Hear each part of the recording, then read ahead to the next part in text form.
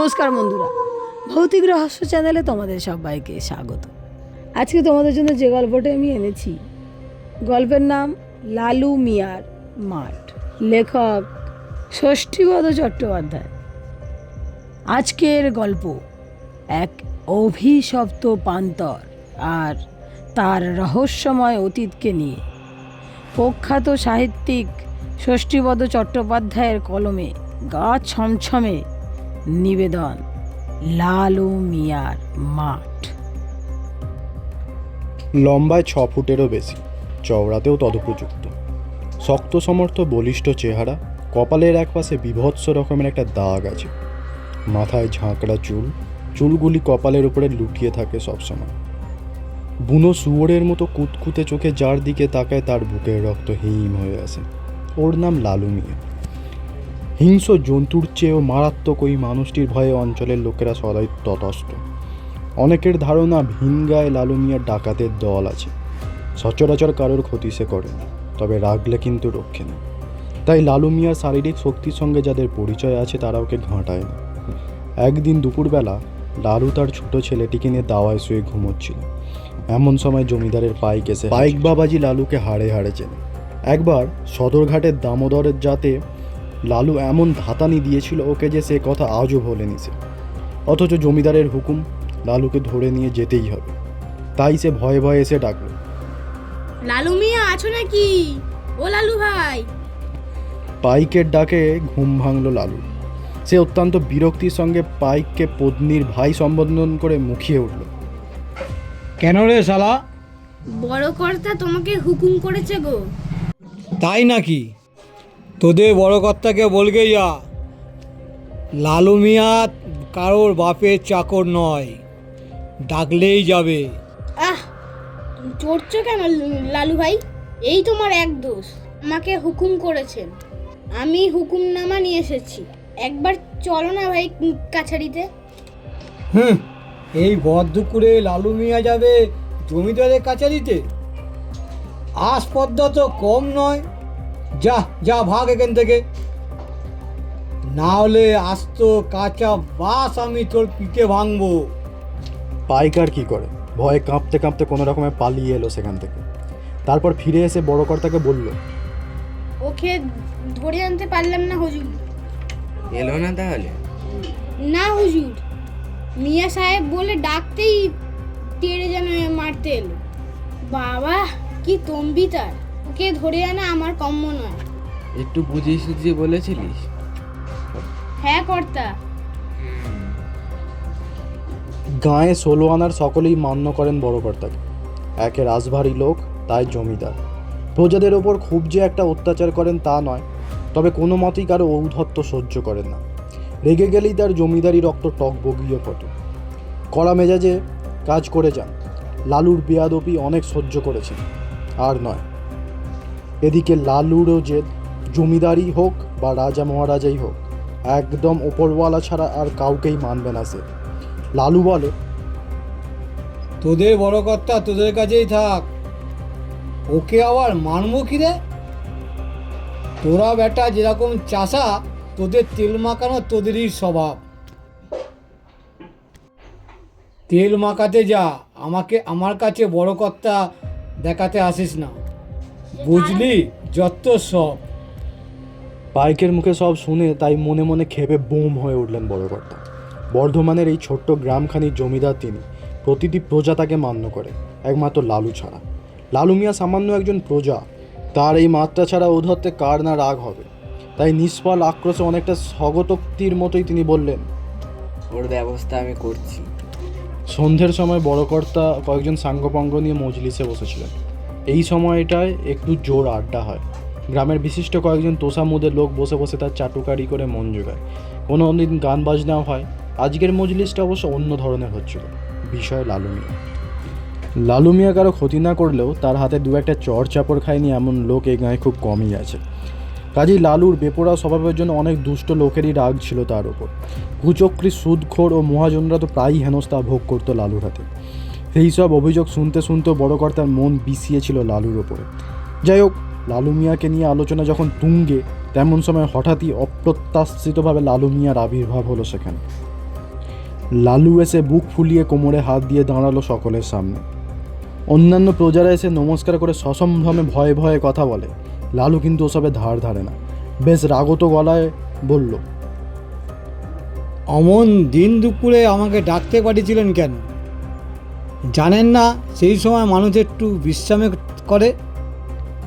বড়কর্তা লালুর আপাদমস্তক একবার নিরীক্ষণ করে বললেন, গলার স্বরটা একটু নামিয়ে আর মাথা অল্প হেড করে কথা বলো। মনে রেখো, তুমি আমার সামান্য একজন প্রজা, আর আমি হলাম এ গায়ের জমিদার। সেই গরমে আপনি আমাকে যখন তখন ডাকবেন? আর আমাকে ভয়ে ভয়ে ছুটে আসতে হবে নাকি? সবাই তো তাই আসে। সবার কথা ছেড়ে দিন। আমার নাম লালু মিয়া। আমি রাজা উজিরও মানি না, জমিদারও পরোয়া করি না। মাথার ঘাম পায়ে ফেলে পেটের ভাত জোগাই। ধামা করে কেউ আমার ঘরে ক্ষুধার খাদ্য ধরে দিয়ে যায় না। অতএব এত ঔদ্ধত্য তোমার? এতে অধ্যত্তর কি দেখলেন? থাক, ওইসব বাজে কথা রেখে এখন বলুন কেন ডেকেছেন? তুমি বছরের পর বছর খাজনা দিচ্ছ না, তাই ডেকেছি। খাজনা? কিসের খাজনা? জমির খাজনা। আমার গ্রামে বাস করছো, জমিতে সে ফসল ফলাচ্ছ, তার খাজনা। খাজনা আমি দেব না, বুঝেছেন? লালু মিয়ার কোনো খাজনা নেই। তার খাজনা খোদা তালার কাছে, জমিদারের কাছে নয়। দুনিয়ার মাটি খোদার দান। খোদার সম্পত্তি সবার সম্পত্তি। কাজেই খোদার সম্পত্তি কোনো জমিদার নেই, খাজনাও নেই। বড়কর্তার সমস্ত মুখখানি রাগে লাল হয়ে উঠল, কুটিলতায় ভরে উঠল যেন। প্রচণ্ড ধমকের সুরে দাবড়ে উঠলেন। লালু মিয়া! লালু হেসে বলল, হ্যাঁ, এতে কোনো লাভ হবে না কর্তামশাই। যতই চেঁচান আমি খাজনা দিচ্ছি না। বড়কর্তা সিংহনাদ করে উঠলেন। এই, কে আছিস? সঙ্গে সঙ্গে আশপাশ থেকে জনা কয়েক শক্তিমান লোক অতর্কিতে ঘিরে ফেলল লালু মিয়াকে। বেঁধে ফেল ব্যাটাকে, চাপকে ওর পিঠের চামড়া আমি ছাড়িয়ে নেব। আমার চাবুকটা কোথায় গেল? বলেই দেওয়ালের হুকে ঝোলানো শঙ্কর মাছের চাবুকটা পেরে আনলেন বড়কর্তা। এই অতর্কিত আক্রমণের জন্য লালু একটুও প্রস্তুত ছিল না। তাকে লেঠেল দিয়ে আটক করিয়ে বেঁধে ফেলার ব্যবস্থা হয়েছে জানলে আসতই না সে। তবুও লালু মিয়ার বোধে আসরিক শক্তির অধীশ্বর ছিল, তাই হা হা করে একবার ঘর ফাটিয়ে হেসে উঠেই সহসা 3 হাত লাফিয়ে ডাপটের সঙ্গে দুজনের পেটে প্রবল বেগে দুপায়ে লাথি মেরে এবং দু বাহুর প্রচণ্ড ঘূর্ণিতে নিজেকে ছিনিয়ে নিয়ে নিমেষে উধাও হয়ে গেল উল্কার মতো। ঘটনাটা যে কি ঘটল তা টের পেতে বেশ কিছুক্ষণ সময় লাগলো। লাথি খাওয়া লোক দুটি দু হাতে পেটে ধরে গড়াগড়ি খাচ্ছে মেঝেতে। সকলে মিলে ধরাধরি করে তাদের শুশ্রূষার জন্য নিয়ে গেল। চাবুকটা ছুঁড়ে ফেলে দিয়ে বড়কর্তা গুম হয়ে দাঁড়িয়ে রইলেন কিছুক্ষণ। তারপর সাপের চোখের মতো ক্রুদ্ধ ও তীক্ষ্ণ চোখে লালুর চলে যাওয়া পথের দিকে তাকিয়ে ডাকলেন, নায়েব মশাই।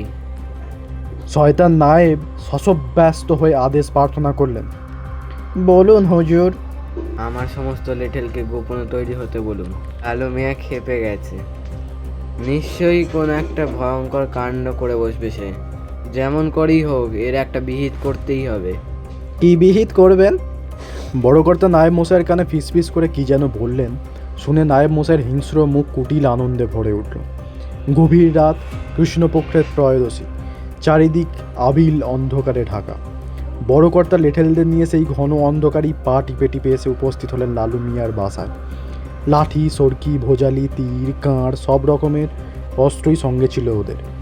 গরমের দিন, লালু নিশ্চয়ই দাওয়াতেই শুয়ে থাকবে, কাজেই এক কোপে ওর মাথাটা ধর থেকে বিচ্ছিন্ন করে নিতে একটুও সময় লাগবে না।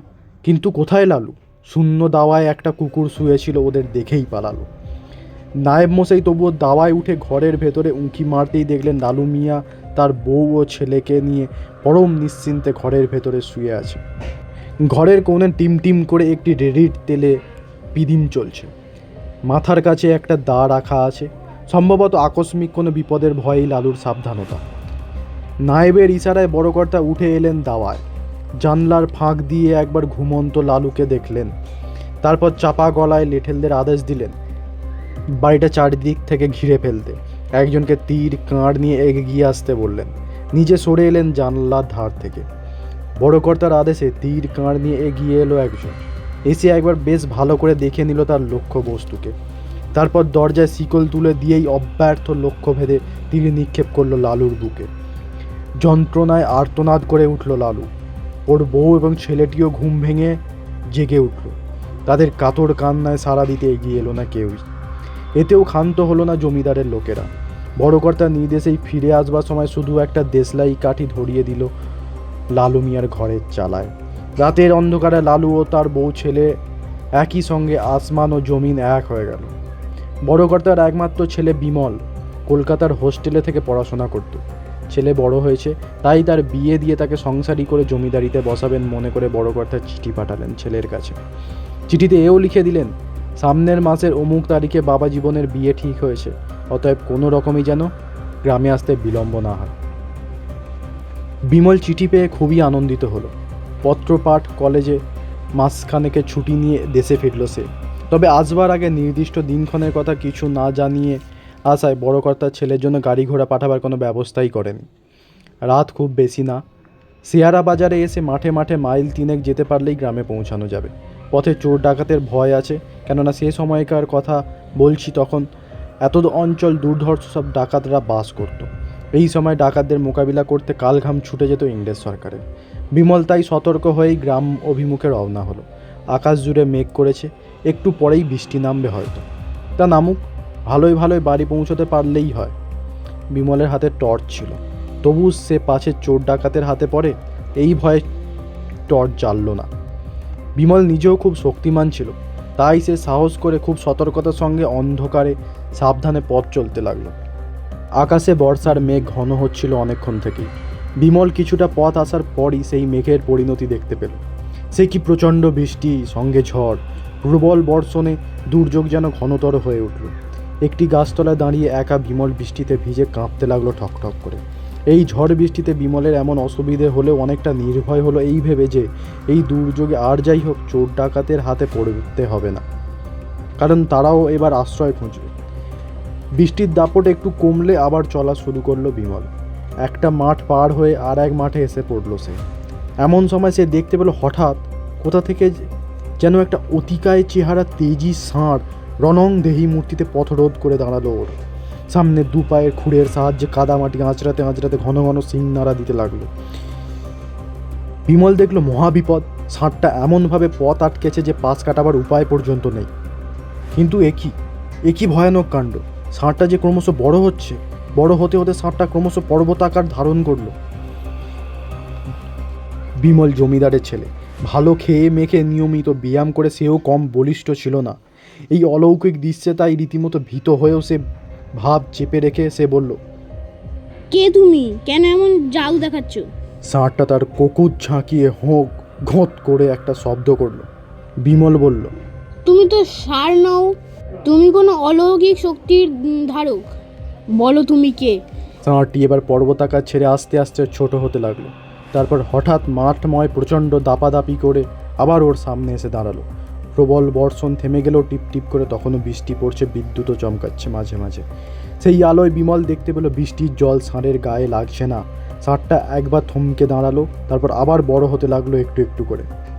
কেন তুমি আমাকে পথ চলতে দিচ্ছ না? আমি তো তোমার কোনো ক্ষতি করিনি, তবে কেন তুমি এইভাবে পথ রোধ করেছো আমার? প্রত্যুত্তরে বিশাল ষাঁড় ঘন ঘন সিং নাড়ল।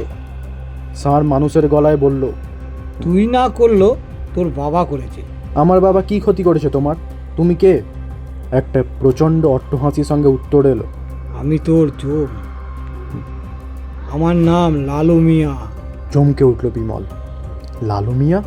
পত্র মারফত সে জেনেছিল লালুর মৃত্যুর খবর, কিন্তু কে, কেন এবং কিভাবে তাকে মেরেছিল তা সে জানতো না। তাই বলল, তোমার মৃত্যু সংবাদ আমি পেয়েছি, তবে তোমার ব্যাপারে আমি কিছুমাত্র জানি না। আমি সম্পূর্ণ নির্দোষ, অতএব আমাকে ভয় না দেখিয়ে পথ ছাড়ো। আমি তোকে ভয় দেখাতে আসিনি রে নির্বোধ, তোকে মারতে আর প্রতিশোধ নিতে চাই। আমার অপরাধ? তোর অপরাধ, তুই ওই নিষ্ঠুর জমিদারের ছেলে। তোর বাবা নিষ্ঠুরভাবে কাপুরুষের মতন হত্যা করেছে আমাকে, শুধু আমাকে নয়, আমার নিরপরাধ বউ, আমার বড় আদরের সন্তান হাসানকেও রেহাই দেয়নি সে। আমার বুকের মানিক আমার চোখের সামনে ঝলসে গেল। রাতের অন্ধকারে আমার সুখের ঘরে আগুন দিয়ে সবাইকে পুড়িয়ে মারল তোর বাবা। ওই দেখ সেই আগুন, ওই আগুনে তোকেও পুড়িয়ে মারবো বলে আমি বড় আশায় দিন গুনছিলাম। বিমলের চোখের সামনে হঠাৎ মাঠের মাঝখানে এক জায়গায় দাউ দাউ করে আগুন জ্বলে উঠল। সেই আগুনে একটা কুঁড়ে ঘর পড়ছে, আর ঘরের মধ্যে প্রাণান্ত চিৎকার করে অগ্নিদগ্ধ হচ্ছে 3টি মানুষ। কি ভয়ঙ্কর সেই দৃশ্য! মানুষগুলো বাঁচবার জন্য আপ্রাণ চেষ্টা করছে, কিন্তু পারছে না। একটি পুরুষ, একটি নারী ও একটি শিশু দগ্ধ হচ্ছে সেই আগুনে। বিমল জ্ঞান হারালো। একটু পরেই আবার জোর বৃষ্টি নামলো। সেই বৃষ্টির জলে চোখে মুখে যেতেই সদ্বিদ ফিরে পেয়ে আবার উঠে বসলো বিমল। চারিদিক সেই ঘন অন্ধকারেই ঢাকা। একটু আগের দেখা ঘটনার দৃশ্যটা ওর দুঃস্বপ্ন বলেই মনে হলো। আবার পূর্ণ উদ্যমে এগিয়ে চলল সে গ্রামের দিকে। এই মাঠ পেরোলে আর একটি মাঠ, তারপরেই ওদের গ্রাম। কিন্তু না, কিছু পথ যাওয়ার পর আবার সেই ভয়ঙ্কর ষাঁড় এসে পথ রোধ করে দাঁড়ালো ওর। রক্তচক্ষুতে বলল, যাবি কোথায় বাছাধন? মৃত্যুর জন্যে তৈরি হ। বেশ হলাম, তবে একটা কথা, তুমি বলছো আমার বাবা তোমাকে এবং তোমার বউ ছেলেকে কাপুরুষের মতো হত্যা করেছে, কিন্তু তুমি নিজেও কি আজ সেই কাজ করছো না? না, আমি তো অতর্কিত আক্রমণে হত্যা করতে চাইছি না, তোকে জানিয়েই এই কাজ করছি। মানলাম, কিন্তু সত্যিই যদি তুমি নিজেকে কাপুরুষ প্রমাণ করতে না চাও, তাহলে অমন সাংঘাতিক রূপ না ধারণ করে সমমূর্তিতে দেখা দিয়ে আমার মোকাবিলা করো। তাতে লাভ? আমি অসুরের শক্তি নিয়ে জন্মগ্রহণ করেছিলাম, এখন পেট জনিপ্রাপ্ত হয়ে আরও অনেক বেশি ক্ষমতার অধিকারী হয়েছি। ওসব বাজে কথা রেখে তুমি তোমার আসল রূপ ধরো। বলার সঙ্গে সঙ্গেই যেন ভোজবাজি হয়ে গেল। লালু মিয়া পূর্ব রূপ ধারণ করে আবির্ভূত হলো বিমলের সামনে। মানুষের কলেবরে, অর্থাৎ আগে যেমন দেখতে ছিল ঠিক তেমনই চেহারায় দেখা গেল তাকে। এরপর শুরু হলো ভূতে মানুষের তুমুল লড়াই। সারা রাত ধরে দুজনে ভীষণ লড়াই করতে লাগলো। সে এক রোমাঞ্চকর দৃশ্য। এইভাবেই ভোর হয়ে এলো, আকাশে শুকতারা উজ্জ্বল হয়ে উঠল ক্রমশ। এই অশরীরী অলৌকিক শক্তির সঙ্গে লড়াই করে বিমল ক্লান্ত হয়ে পড়ল। বেশিক্ষণ জুঝতে পারল না সে, অবসন্ন দেহে মাটিতে পড়ে গেল। লালু মিয়া ভয়ঙ্কর রূপ ধরে দুহাতে তুলে নিল তাকে। বিমল কাতর গলায় বলল, না না, আমাকে মেরো না লালু ভাই, আমাকে ক্ষমা করো। লালু মিয়া বলল, অনেক আগেই তোকে শেষ করে দিতাম, শুধুমাত্র আমি তোকে তিল তিল করে মারব বলে প্রতিজ্ঞা করেছিলাম বলেই লড়াই করার ছলে অনেকক্ষণ বেঁচে থাকার সুযোগ করে দিয়েছিলাম। এখন ভোর হয়ে আসছে, দিনের আলো ফুটে উঠলেই আমার শক্তি আর কাজ করবে না, তাই তোকে শেষ করেই আমি বিদায় নেব এবার। বলে বিমলের বুক চিঁড়ে চোঁ চোঁ করে ওর সমস্ত রক্তটুকু শুষে নিয়ে ওকে ওর বাড়ির দেউড়িতে শুইয়ে দিয়ে এলো। সকালবেলা চাকর ও দরওয়ানের চিৎকারে ছুটে এলো সবাই।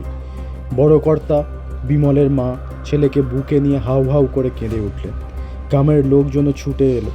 রক্তাক্ত ও কর্দমাক্ত বিমলের চোখে মুখে জল দিয়ে পাখার বাতাস করতে লাগলো সকলে।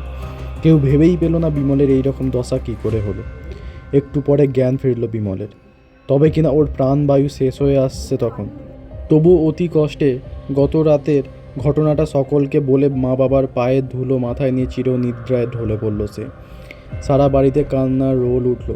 বিমলের মৃত্যুর সঙ্গে সঙ্গেই নিভে গেল এই বংশের শেষ প্রদীপটি। এই গল্পের এখানেই শেষ। ঘটনাকাল পুরানো হলেও যে মাঠে লালু মিয়ার সঙ্গে বিমলের ওই রোমহর্ষক ব্যাপারটি ঘটেছিল, সেই মাঠকে আজও লোকেরা লালু মিয়ার মাঠ বলে। অনেকে বলে কালো মতো একটা ষাঁড় নাকি এখনও মাঝে মধ্যে গভীর রাতে ওই মাঠের মাটিতে ধুলোর ঝড় উড়িয়ে উন্মাদের মতো ছুটোছুটি করে। তাই হাজার কাজ থাকলেও রাত ভিতে ওই মাঠের ধারে কাছে যায় না কেউ। বন্ধুরা, গল্পটি আজকে এখানেই শেষ। গল্পটা তোমাদের কেমন লেগেছে অবশ্যই আমাকে কমেন্টে জানিও। আর ভালো লেগে থাকলে বন্ধুদের সঙ্গে শেয়ার করে চ্যানেলটি সাবস্ক্রাইব করে লাইক করে আমার পাশে থেকো, যাতে আরও নতুন নতুন গল্প আমি তোমাদের শোনাতে পারি। তাহলে বন্ধুরা, আজকের মতো বিদায়। সবাই ভালো থেকো, সুস্থ থেকো, সবাইকে ভালো রেখো।